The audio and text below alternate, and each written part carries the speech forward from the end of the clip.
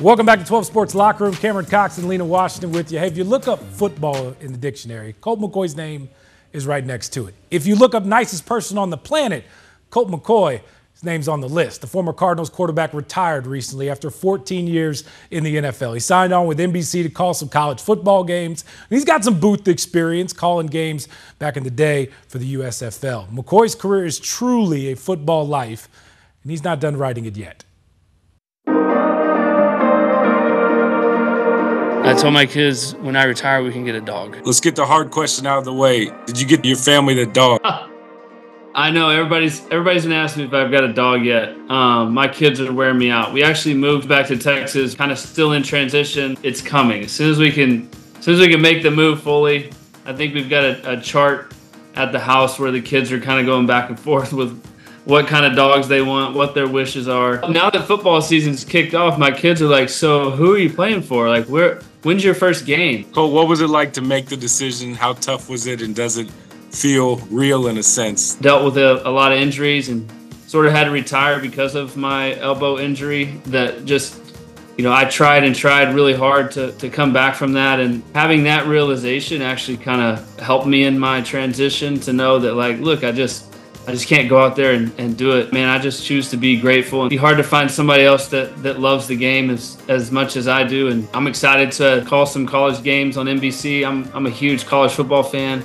And so I think that'll give me a little bit of a soft landing as I figure out all the things that I want to do next. Alongside Colt McCoy. When I played over the last 14 years, like, I always tuned in on Saturdays to watch college football, and I've always been a huge fan. They're just playing dominant up front. My problem is I can be a little bit too football-y, where maybe 5% of the audience knows exactly what I'm talking about, and the 95% is like, what are you saying? Just speaking to a general crowd as opposed to just acting like I'm sitting in a quarterback room and we're breaking down a team. So what is also next for you, Colt? I mean, we always joke that one day you'd run for like governor of Texas or mayor of Austin. I don't know, something. I don't think I'll shut the door on coaching, right? Like, my dad was a coach. My grandpa was a coach. A lot of coaches in my family. It's hard to just fully shut that door, but I kind of chose this route. I think there's always that tug to maybe call some plays or be on the sideline. What about coaching your kids? Anything like that? Like, you get to draw up some plays for them?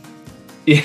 Well, I coached my girls' softball team. I'm going to coach my son's baseball team here in the spring. All right, so now that you're out of the game, what do? You pick up fantasy football? Have any other hobbies besides going right back to work? I've been asked to play in so many different fantasy football leagues. It's unbelievable. I would hope that I have a little bit of an edge there in making some choices and some picks, but hey, I could finish dead last. Who knows? McCoy's edge is being the ultimate competitor. Those are his favorite moments, but injuries seem to always get in the way. In college, he famously was knocked out of the national championship game in 2009 with a pinched nerve in his throwing shoulder, an injury that would bug him for the rest of his career, along with many others. I would have given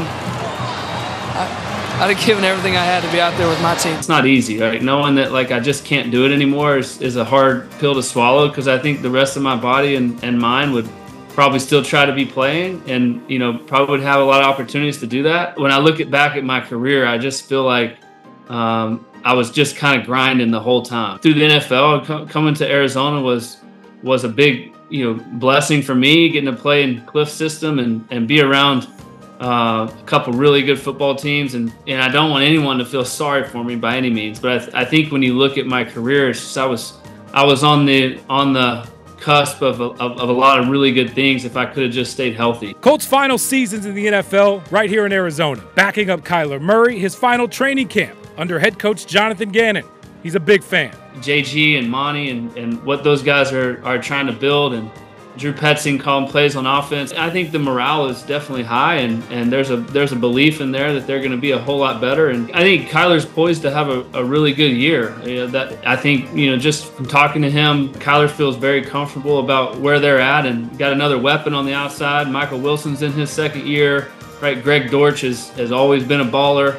Right, and Trey McBride, and the way that the tight end is kind of featured in that system, right? I think they're feeling good, as they should, right? I'm high on Kyler and I'm high on their offense. I think they're gonna play really well this year. Colt's the best. Good stuff with him, Cam.